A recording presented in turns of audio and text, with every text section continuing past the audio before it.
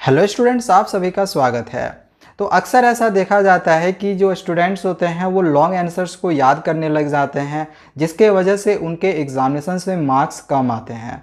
यानी कि जो 5 मार्क्स के क्वेश्चंस रहेंगे, जो 4 मार्क्स के क्वेश्चंस रहेंगे, उनके आंसर्स को जो स्टूडेंट्स होते हैं वो एग्जैक्टली सही नहीं लिख पाते हैं। उनके आंसर्स को कैसे लिखना है, यानी कि लॉन्ग आंसर्स को लिखने का क्या सही तरीका है, आज की इस वीडियो में मैं आप लोग को सारी चीज़ें बताने जा रहा हूँ। देखो, जो शॉर्ट आंसर होंगे जो आपको 1 मार्क्स में या फिर 2 मार्क्स में लिखना रहेगा, तो उसके लिए आप लोग की जो कॉन्सेप्ट है वो क्लियर होनी चाहिए। अगर आपका कॉन्सेप्ट क्लियर है देन आप शॉर्ट आंसर्स को ईजिली लिख सकते हो। लेकिन लॉन्ग आंसर्स आपके जो 5 मार्क्स में या फिर 4 मार्क्स में पूछे जाते हैं, उसमें आपका कॉन्सेप्ट से ज़्यादा जरूरी होता है कि आपने चैप्टर्स को कितना अच्छे से समझा हुआ। मतलब चैप्टर आपको पूरा पता होना चाहिए कि हाँ, इस चैप्टर में क्या दिया हुआ है। खास करके अगर हम बात करें तो इंग्लिश और सोशल साइंस में, इन दोनों सब्जेक्ट्स में क्या है, आप लोग की 5 मार्क्स के और 4 मार्क्स के क्वेश्चन ज़्यादा पूछे जा रहे हैं। देखो, साइंस और जो मैथमेटिक्स है, इसमें क्या है कि मैथमेटिक्स में हमारी प्रैक्टिस मांगती है। ठीक है, आप जितना ज़्यादा प्रैक्टिस करोगे, आप शॉर्ट हो चाहे लॉन्ग आंसर्स हो वो आप कर सकते हो। वही चीज़ आपका साइंस में भी है। ठीक है, साइंस में आप लोग को ज़्यादा समझना पड़ता है। अगर आपने समझ लिया है तो आंसर्स को आप लिख सकते हो। लेकिन मेनली आज की इस वीडियो में हम बात करेंगे इंग्लिश और सोशल साइंस की। ठीक है, क्योंकि ये दो सब्जेक्ट्स ऐसे हैं जो कि पूरा उसमें हमें क्या रहता है कि एक थ्योरी टाइप में आंसर्स को लिखने होते हैं। तो थ्योरी टाइप में पूरा हमें क्या करना रहता है कि कॉपी को भरना रहता है, तभी हमारे एग्जामिनेशन में हमें फुल मार्क्स मिलते हैं। हालांकि अगर 5 मार्क्स का क्वेश्चन है, आपने अगर कुछ भी बनाया है तो आपको 2 या फिर 3 नंबर तो मिल जाएंगे। लेकिन 5 आउट ऑफ 5 आपको कैसे लाना है, उसका क्या सही तरीका है, आज मैं आप लोगों को बताने जा रहा हूं। आपका एक भी मार्क्स नहीं कटने वाला है। ठीक है, देखो, सबसे पहला जो टिप्स है वो यही है कि डोंट हैव टू लर्न। ठीक है, सबसे पहले आप लोग को क्या करना है कि कुछ भी याद आप लोग को नहीं करना है। जैसे कोई भी एक क्वेश्चन हो गया, मैं यहाँ पे आप लोगों को एक क्वेश्चन दिखा रहा हूँ। ठीक है, और उसका जो आंसर्स है वो कैसे लिखना है वो भी बताऊंगा। देखो, यहाँ पे एक क्वेश्चन दिया गया है, describe the role of political parties in India. हमें डिस्क्राइब करना है पॉलिटिकल पार्टीज इन इंडिया। ये जो सोशल साइंस है, सीबीएसई के सैम्पल पेपर में, वहाँ से एक क्वेश्चन हमने यहाँ पे लिया हुआ है। ठीक है, अभी जो सीबीएसई ने सैम्पल पेपर निकाली हुई थी तो उसमें ये वाला क्वेश्चन दिया हुआ था। तो इसके जो आंसर्स है वो हम बहुत तरीके से लिख सकते हैं। तो एक जो तरीका हमने यहाँ पे लिखा हुआ है आप देख सकते हो। तो अगर आप इस तरह से पूरा एक थ्योरी टाइप में लिखते जा रहे हो तो आप यहाँ पे देख सकते हो कि आपके जो मार्क्स हैं वो डेफिनेटली इस तरह से अगर लिखते हो तो आपके कटेंगे ही कटेंगे।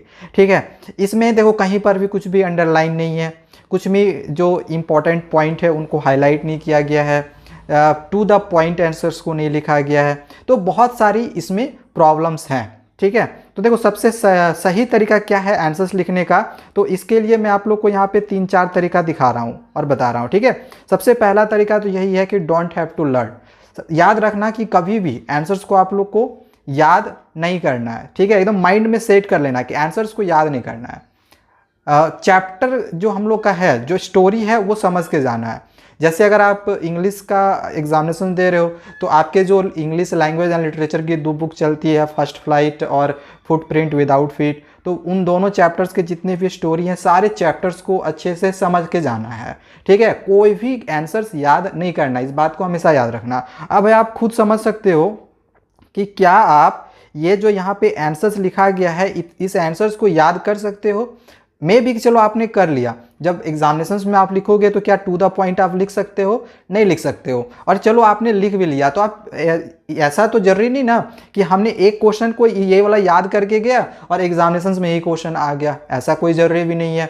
तो इसी वजह से हमें क्या करना है कि आंसर्स को कभी भी याद नहीं करना है। ठीक है, तो यही चीज़ें यहाँ पे फर्स्ट पॉइंट दिया गया है कि डोंट हैव टू लर्न। ये पॉइंट हमेशा याद रखना, कभी भी आंसर्स को याद नहीं करना है। सेकेंड पॉइंट दिया गया है, right answers in point wise. सबसे इंपॉर्टेंट है कि जो आंसर्स है वो हमेशा कोशिश करे कि जो लॉन्ग आंसर्स होंगे उसके जो आंसर्स हैं उसको पॉइंट वाइज लिखने का कोशिश करे।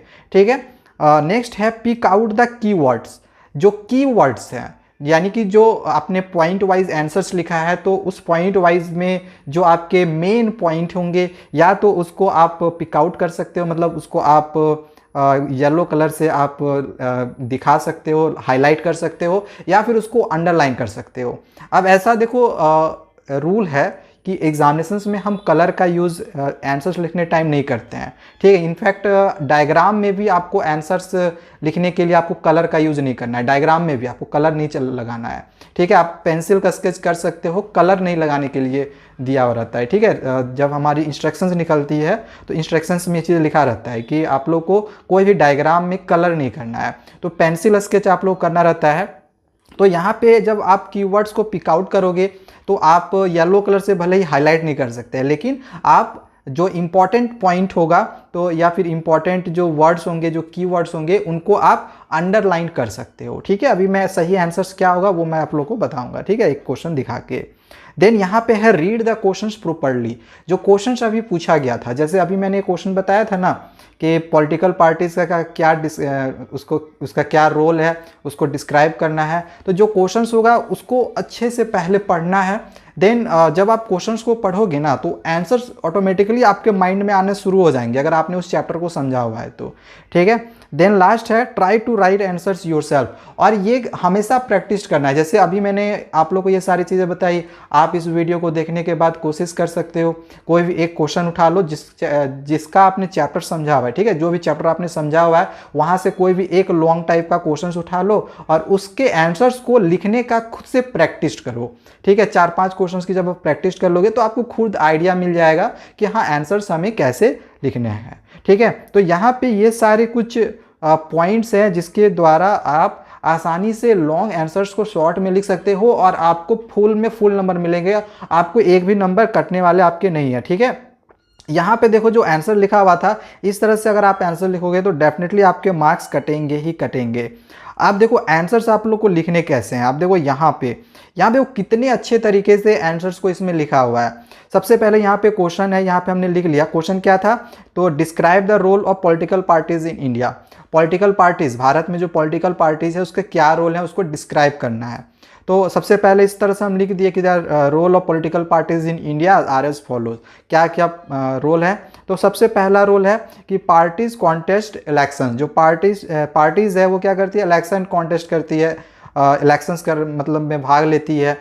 तो इसमें जो इंपॉर्टेंट वर्ड है क्या है, तो कॉन्टेस्ट इलेक्शन। पार्टीज तो हमें पता है कि पॉलिटिकल पार्टीज के बारे में लिखने के लिए बोला गया है, तो पार्टीज कॉन्टेस्ट इलेक्शन। तो आपको इसमें जो कीवर्ड है वो क्या है, कॉन्टेस्ट इलेक्शन। तो अगर आपने इतना याद रख लिया कि कॉन्टेस्ट इलेक्शन, तो आंसर जब आप लिखने रहोगे तो आप आराम से आंसर लिख सकते हो कि पार्टीज कॉन्टेस्ट इलेक्शन, ठीक है। इसी तरह सेकंड पॉइंट भी आप लोग लिखो, देखो यहाँ पे सारे आंसर जो है पॉइंट वाइज लिखे हुए हैं। इसमें देखो हमने हाईलाइट किया हुआ है येलो कलर से, तो जैसे कि मैंने बताया कि एग्जामिनेशंस में आप लोग को येलो कलर नहीं चलाना है, ठीक है। तो आप येलो कलर नहीं चला के यहाँ पे इस आंसर को इस तरह से अंडरलाइन कर सकते हो, जो कीवर्ड होंगे, ठीक है, जो कीवर्ड होंगे उसको अंडरलाइन कर लेना। यानी कि जो मेन पॉइंट होगा, जो आपने पॉइंट वाइज आंसर लिखा हुआ है, उसमें से जो आप लोग के इंपॉर्टेंट पॉइंट होंगे, इंपॉर्टेंट वर्ड होंगे, उसको क्या करना है, अंडरलाइन करना है। इसी तरह से देखो यहाँ पर भी सारे जो आंसर्स लिखे गए हैं वो टू द पॉइंट लिखे गए हैं।